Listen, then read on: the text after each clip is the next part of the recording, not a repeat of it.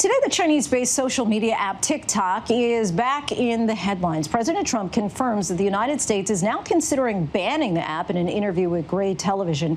TikTok has more than 1 billion users worldwide and 175 million downloads in the U.S. But the app has been controversial for its origins in China and for its alleged intrusive data collection policies. But that hasn't slowed down its rising popularity both here and abroad. Joining us now is ABC News contributor Steve Ganyard, who served as a former Deputy Assistant Secretary of State. Thanks so much for joining us tonight. Thanks, Lizzie. So for most people, TikTok is just an app where teens and a handful of older folks record videos of themselves dancing. So explain how it goes from that to a potential national security threat. Is there a real danger here?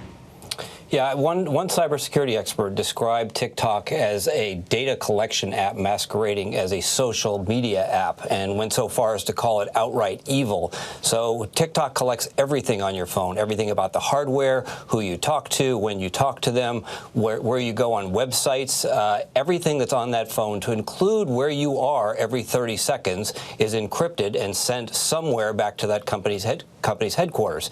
And because we know that by law, Chinese companies, which TikTok is, have to cooperate with Chinese intelligence services, there's real concern around the world, not just in the U.S., that TikTok can be a tool of the Chinese government.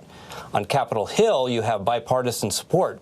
So strange bedfellows, Mr. Schumer and Mr. Cotton, who are together calling for an investigation of TikTok, saying that they're worried that they could be something that could be used by the Chinese government in the same way that the Russians in 2016 tried to influence the U.S. presidential election. So, Steve, let me put you on the spot here and just ask, is this something that you do not have on your phone or that you would warn a family member from having? Some of my children do have it, and I'm going to have a little talk with them about what kind of data they're giving up. We know that lots of apps actually, you have to give up data. If an app is free, one way you're going to pay for it. You're either going to put money down towards it or you're going to give them your personal data.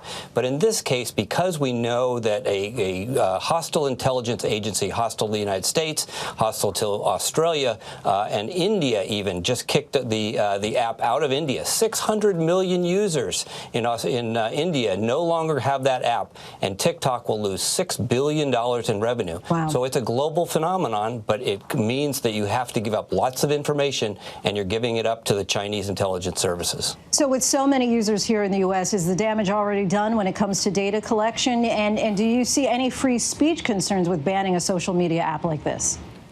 Yeah, some people are going to say, look, I'll do whatever I want. It's my personal data. And they are, to each their own. And if they want to give up their personal data, certainly they can. But I think that there's going to be pressure because there is bipartisan support on the Hill to rein this app in and limit the amount of information that at least goes back to China and make sure that there is some sort of privacy on people's personal use. It's something that's scary after the 2016 election when we saw the Russians use social media to try and upset the election or swing the election in certain ways. So it's scary. People are worried about it because of its power, and it's been downloaded so many times and is so popular. Many people certainly rethinking those viral dances tonight. Steve Ganyard, thank you as always for your expertise. Thanks. Hi, everyone. George Stephanopoulos here. Thanks for checking out the ABC News YouTube channel. If you'd like to get more videos, show highlights, and watch live event coverage, click on the right over here to subscribe to our channel. And don't forget to download the ABC News app for breaking news alerts. Thanks for watching.